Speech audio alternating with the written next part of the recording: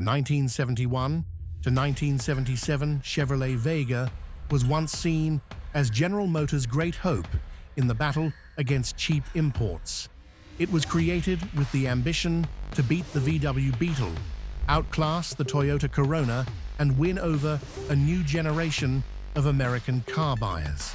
With sleek styling, an affordable price, and a clear development strategy, the Vega seemed to have everything it needed to become a sales success. But reality told a different story. The Vega did not just fail. It became one of GM's most serious engineering blunders. From the engine to the body, from assembly quality to user experience, everything had problems. How could a small car, developed by GM's top engineers, meet such a tragic end? What turned a national hope into a stain in American automotive history? Let's uncover the shocking truth behind the Chevrolet Vega, the little car that could not do anything big. To understand why the Chevrolet Vega was created, we need to look back at the early 1970s. At that time, affordable imported cars were gaining serious ground in the US. The VW Beetle was breaking sales records. The Toyota Corona was earning a reputation for reliability and fuel efficiency.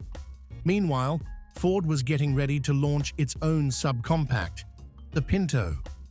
General Motors could not afford to ignore this trend. Company leadership realized their share of the small car market was under serious threat.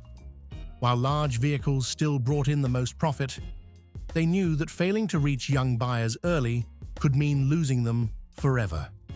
GM's strategy was clear. Build a small, low-cost car that still delivered American levels of style, features, and value. The Vega would not just compete on price, it would aim to stand out in design and driving experience. They envisioned Vega as the starting point in a lifelong customer journey. Young drivers would begin with a Vega, then move up over time to models like the Nova, Chevelle, or Impala. From the very beginning, the Chevrolet Vega carried enormous expectations, but instead of being given years for careful development, the project was only allocated 24 months, an extremely short timeline for a completely new vehicle. Typically, designing and engineering a new car takes 3 to 4 years, sometimes more. For the Vega, everything was new: chassis, engine, drivetrain, materials, and it all had to be completed in under 2 years. This was a massive challenge for GM's engineering team. The man behind the Vega was Ed Cole, president of General Motors at the time. Cole was a legendary engineer, best known for his work on the iconic small-block V8 engine. He championed the idea of building a world-class small car for the GM lineup. Despite tight deadlines and limited funding, the Chevrolet Vega earned high praise in one important area: design. That was the reason so many people were drawn to it at first glance. The Vega was not flashy. Instead, it delivered a clean, sporty, and refined appearance. The exterior was crafted by Hank Hager, the designer behind the 1970.5 Camaro. He understood that to win over a younger generation of buyers, the Vega had to break from the look of older sedans. He gave it a long hood, tall wheel arches, sharp character lines, and a low, aggressive nose. One smart detail was the raised blister on the hood. It cleverly made space for the tall overhead cam engine without raising the overall height of the hood. This kept the front end athletic and well-balanced. Inside, the Vega continued to impress. A triple-gauge instrument cluster, 14-inch sport steering wheel, bucket seats, and a short-throw shifter gave the cabin a performance coupe feel. That level of styling was rare for subcompacts in the early 1970s. At the heart of the Chevrolet Vega was a 140 cubic inch inline-4 engine, a completely new design, unlike anything GM had produced before. But the controversy was not about power or displacement. It was about the material used for the engine block. Instead of a traditional cast iron block, GM partnered with Reynolds Metals and Sealed Power to develop an all-aluminum block with no iron cylinder liners. To save money, they decided to eliminate the cast iron sleeves that normally provided a hard surface for the pistons. At the time, this saved about $8 per engine, which would equal more than $80 today when adjusted for inflation. The alternative solution was to disperse silicon granules throughout the aluminum alloy. The idea was that the piston rings would ride on this silicon-rich surface, which was harder than iron, to reduce wear. This technology had been used before in lawnmowers and small two-stroke engines where oil was mixed with fuel. But in a four-stroke automotive engine, especially during cold starts, there was not enough oil on the cylinder walls. The result was scuffing, scratching, and scoring of the cylinder surface. Once that happened, the engine lost compression and began burning oil. Even though GM later applied an iron plating process to the pistons and introduced D-shaped low-friction piston rings, the core issue remained. These solutions only addressed the surface. Meanwhile, two less obvious factors continued to damage the Vega engine's long-term durability: poor quality valve stem seals and an underperforming cooling system. The early Vega valve stem seals were made from cheap materials that aged quickly and cracked after just a few thousand miles. Once they failed, oil leaked into the combustion chamber and burned along with fuel, producing a noticeable trail of blue smoke.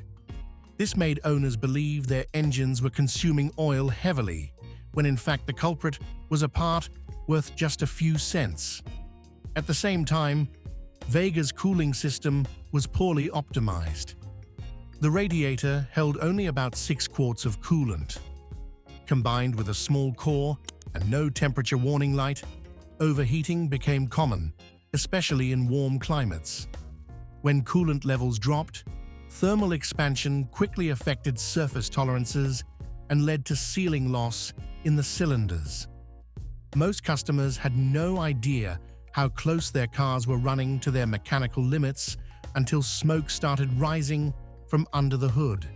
And just when they thought things could not get worse, the Vega found another way to frustrate them. This time, through unpredictable and inconsistent driving behavior. One major issue came from the Rochester 2-barrel carburetor. Mounted directly to a 4-cylinder engine with no balance shaft, the carburetor endured constant vibrations. Over time, the top cover tended to loosen, causing the accelerator pump to misfire. This flooded the combustion chamber with excess fuel, resulting in hesitation, uneven acceleration, or complete stalling. GM eventually replaced the carburetor with a retuned Holley-Weber unit, which brought slight improvements, but the damage was already done. Drivers no longer saw the Vega as a convenient runabout. It had become a daily challenge. The standard 4-speed manual gearbox didn't help much either. Gear throws were long, imprecise, and prone to misshifting. The optional 3-speed automatic suffered from delayed responses and gear slippage at low speeds. As hopes for a nimble, efficient, easy-driving compact faded, customers began to notice something even more basic, like whether the body would even survive its first winter. Chevrolet had promoted Vega's use of electro-deposition primer to protect the body from corrosion. But in reality, the Lordstown plant could not properly coat high areas like the top of the front fenders. When the car was dipped in the paint tank, air pockets formed in these cavities, preventing the primer from reaching bare metal. These exposed surfaces began to oxidize quickly. The problem worsened because the Vega lacked inner fender liners. Water, salt, and sand were flung directly into the wheel wells and lower body panels, prime areas for corrosion. Within a few years, many Vegas showed rusted-through fenders, rotted rocker panels, and decaying A-pillars. To cut production costs, the body panels were also made from thinner steel than usual. On early wagon prototypes, the roof actually buckled when the rear hatch was shut. Fisher Body had to reinforce the roof before full production.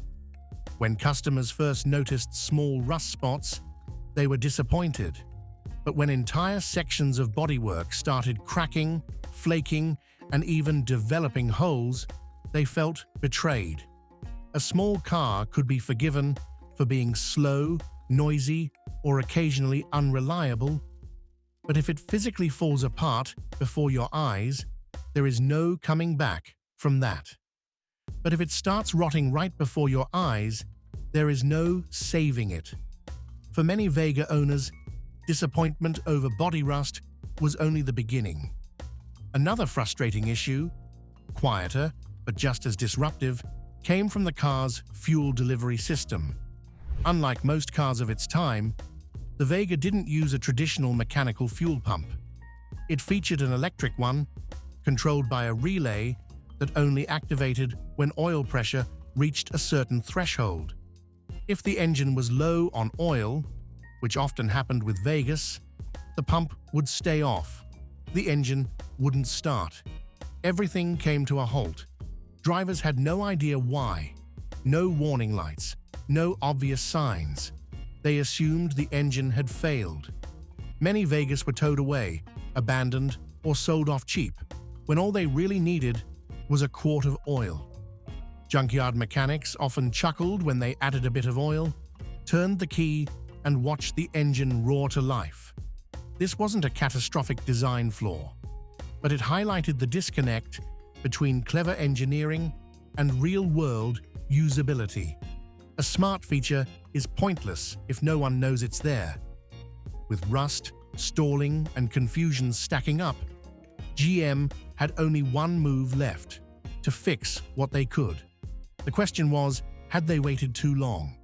The engine saw notable improvements. The valve train was upgraded from mechanical to hydraulic lifters, reducing noise and eliminating the need for frequent adjustments. Piston rings were redesigned, and more durable valve stem seals were added to address oil burning. GM even renamed the engine Durabuilt 140 to inspire more trust. The ignition system, carburetor, and transmission were also refined, leading to smoother driving. Structurally, some weak points in the body were reinforced, and the electro-deposition paint process was improved to reduce premature rusting. Although the post-1975 improvements made the Vega more durable, its negative reputation was already cemented.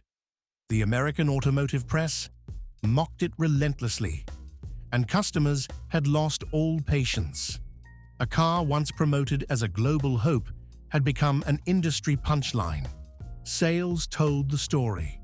The Vega peaked in 1974 with about 460,000 units, boosted by the oil crisis. But just 3 years later, that number had collapsed to around 78,000. Meanwhile, spin-offs like the Chevrolet Monza and other H-body models quickly took its place in showrooms. At dealerships, the Vega became dead weight. Many units had to be heavily discounted to move. For customers, the name Vega meant oil leaks, rust, and roadside breakdowns. Once trust was lost, no list of upgrades could restore it. By 1977, General Motors officially pulled the plug. The Vega disappeared quietly, leaving behind over 1 million units sold, but also an indelible stain on Chevrolet's history. The Chevrolet Vega story is more than just the failure of one car. It shows how even the largest automakers can lose customer trust when they rush development, cut corners, and ignore real-world experience. From its engine design to cooling system, carburetor, and body quality, the Vega embodied every mistake that could drive buyers away. Yet, from this failure the industry learned. General Motors was forced to rethink its development process, place more emphasis on real-world testing, and improve quality control. The Vega left a bitter legacy, but it also proved that in the auto world, reputation can matter as much as engineering. If you enjoyed this story, make sure to like, leave a comment, and subscribe for more. Automotive history is full of unforgettable lessons still waiting to be uncovered.